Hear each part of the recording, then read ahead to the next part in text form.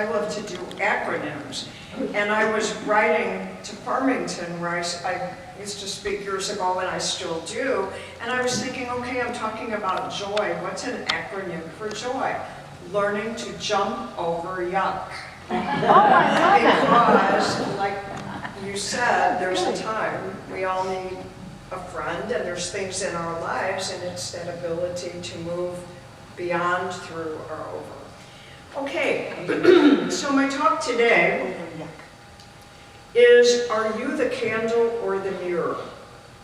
Thousands of candles can be lit from a single candle, and the life of the candle will not be shortened. Happiness never decreases by being shared, and that's by Buddha. I love this one. Try to be a rainbow in someone's cloud. Maya Angelou. There are two ways of spreading light: to be the candle or the mirror that reflects it. Edith Wharton. There are two ways of spreading light: to be the candle or the mirror that reflects it. The candle makes its own light. It burns, creates a flame, and directly illuminates what is around it. The mirror does not create light. Instead, it receives the light that falls on it and reflects it outward. A mirror has a smooth, polished surface that bounces the rays of light back, often in a focused or directed way. The mirror does not shine by itself. It shines only when light touches it. So when Edith Wharton said there are two ways to spread light, you can be the candle, the source of kindness, hope, wisdom, love, or you can be the mirror reflecting someone else's goodness, passing it on, amplifying it, making sure it reaches places the candle alone might not reach. In human terms, some people heal and inspire because they naturally radiate light from within. Others heal and inspire by reflecting the light, repeating someone's wisdom, passing on kindness they've received, or simply being open enough to let the light that shines on them brighten others. And here's my little writing on it. Are you the candle or the mirror? Have you ever thought about what it means to be the light? I have thought about it a lot. I have always heard people say, I want to be in the light. I have really dissected that sentiment. If I am going to be in the light, I am personally soaking up that light. I am taking it in, which is perfectly fine. I realize I need the light. However, as importantly, I need to be the light so that I can shine this wonder on others. If I am just in it, I am unable to share it. It is circular. I can be the light, the candle that shares the warmth, or I can be the mirror, that which reflects the light. I may not always be capable of being the light, yet I am always capable of reflecting the light. Both ways give me the opportunity to share the light of the world with the world. Just imagine if we all turned our efforts to being the light. Can you imagine the power of this world? This little light of mine, I'm going to let it shine. So when I think about it, and I think about my own life, I know that I've been both. As most of you know, because I've spoken here since, we lost our son like 16 months ago. And I think during that time, I don't think I was the light. I did write on Facebook every night about a mother's journey through grief, and I know that a lot of people had reached out to me and said how much it helped them through their own process of grieving. But I really wasn't being the light. I was sharing my pain to maybe, like the song, you know, to say, hey, I'm reaching out because right now I need a friend. But most of the time, I was still at least the mirror.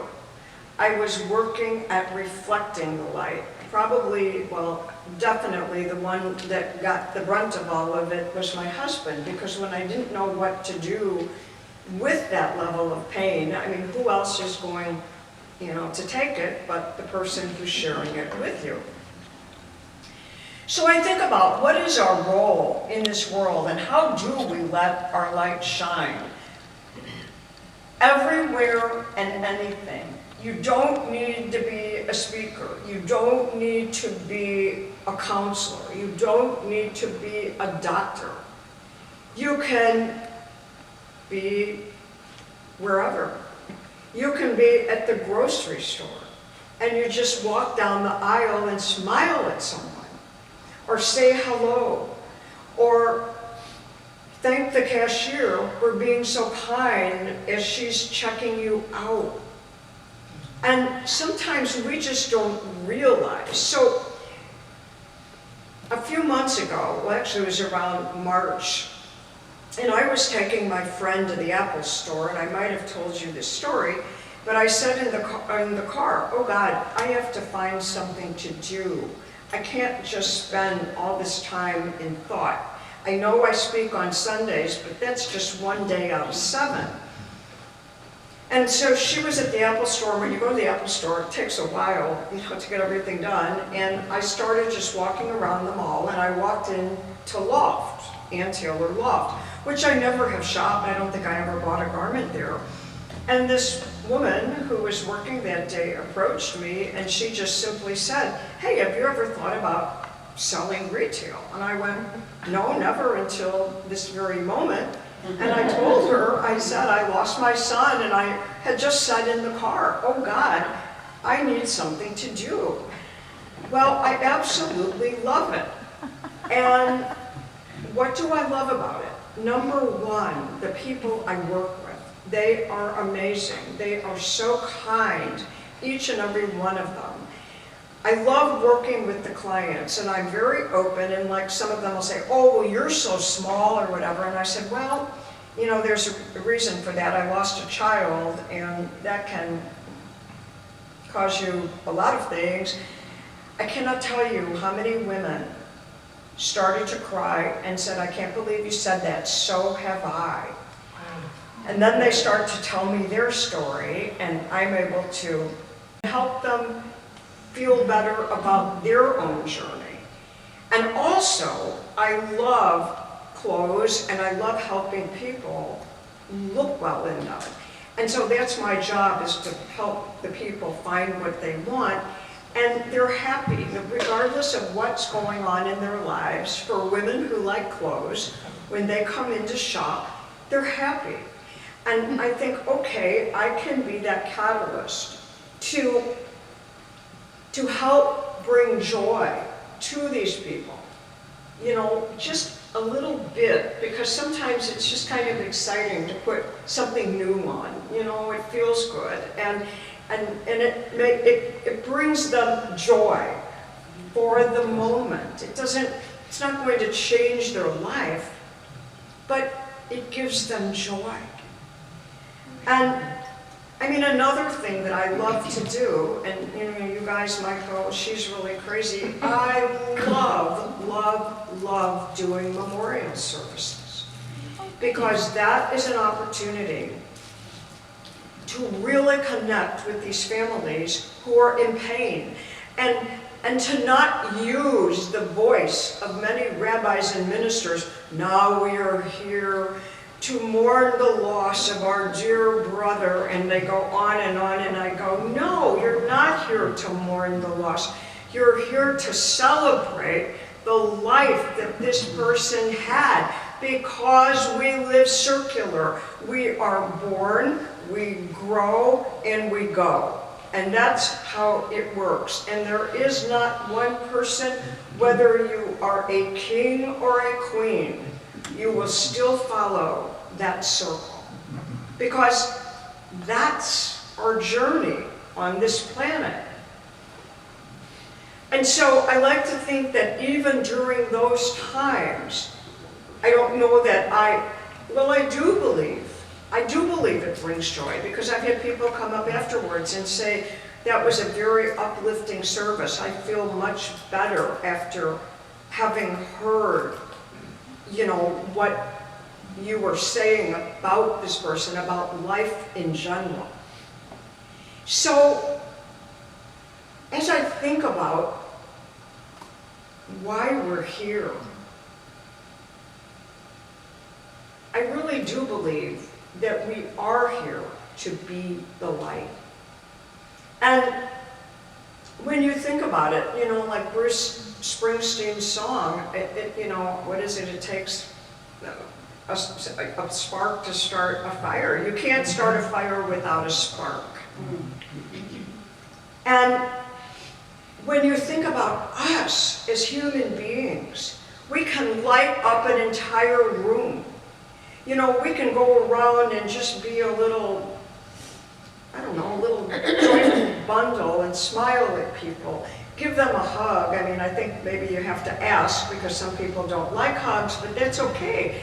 You know, if they like hugs, give them a hug. It doesn't cost anything. In fact, I know some people from the Center for Spiritual Living that I knew, they were going, there's a person, she's the hug woman or something. Yeah, and you know, and there's such power in hugs. It is such a powerful way to show your love and to show your concern and to show your caring. Or to just randomly, when you see someone that looks particularly nice, to say, wow, you really look nice today, or you have such a lovely smile, or I can just tell by looking at you how kind you are. I mean, we have no clue how much and what our words or our actions can do to other people, because nobody knows what the other person is going through. I mean, you know, when we lost our son, when I went out, nobody knew that, because I didn't go out. A friend of ours just lost his wife. And he is one of the funniest people. He's really fun to go out with, because when you go to dinner with him, he goes and greets every table. I mean, he goes and just talks to everybody at every table, and by the time he leaves, everyone in the restaurant knows him.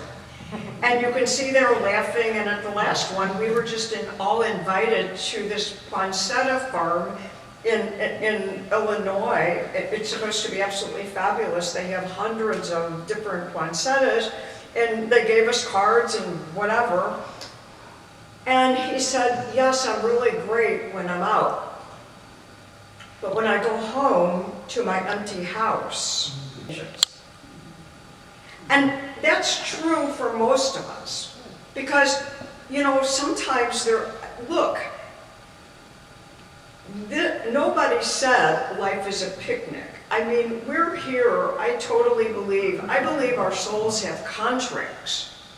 And that we come to this universe, we walk in this place. We don't walk in this place, but we're kind of pushed out into this place. And each of us has a contract.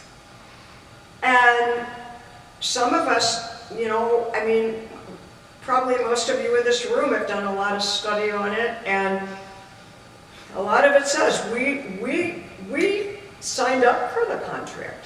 We said, okay, Creator, I will come to earth and I will live this particular life, even if it is difficult.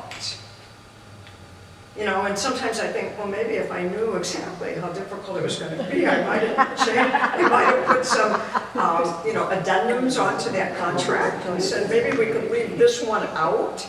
But we don't get to do that. We're here, and we live it, and we do it.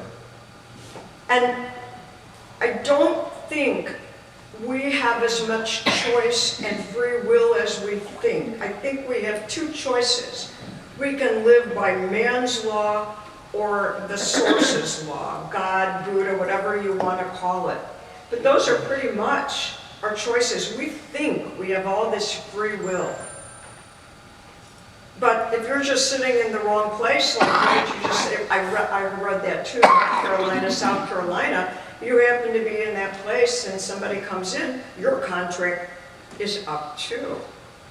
So I like to think that I'm going to follow the higher law, because what I found is it just works out better for me. It gives me a better crop. You know, like you can't plant peas and expect to get orchids. You know, it just doesn't happen. If you want orchids, you need to plant orchid seeds, I guess is how they grow. But anyway, that is really my message today, that we all have a choice, and we can be both. The light, the candle, and sometimes we can just be quiet and reflect the love that we have received from others and just let it be. So I want to end with the poem I wrote. Are you the candle or the mirror? Are you the candle or the mirror? We shall see. It depends on where we are as to what we will be. Sometimes we have the power. We feel it, strong. So much energy all day long. At those times we shine so brightly, glowing, warm, sharing rightly with all in our path, sending out the rays of warmth and power. Days filled with joy beyond compare, so full of light, so willing to share. Then there are times when energy wanes, perhaps a bit sad. Sometimes it pains me to say we have nothing to give. It takes all of our effort just to live. Yet, there is something we still can do. We can be the mirror, let the light flow through. We can be quiet, we can rest, yet we can still be the light, share our best.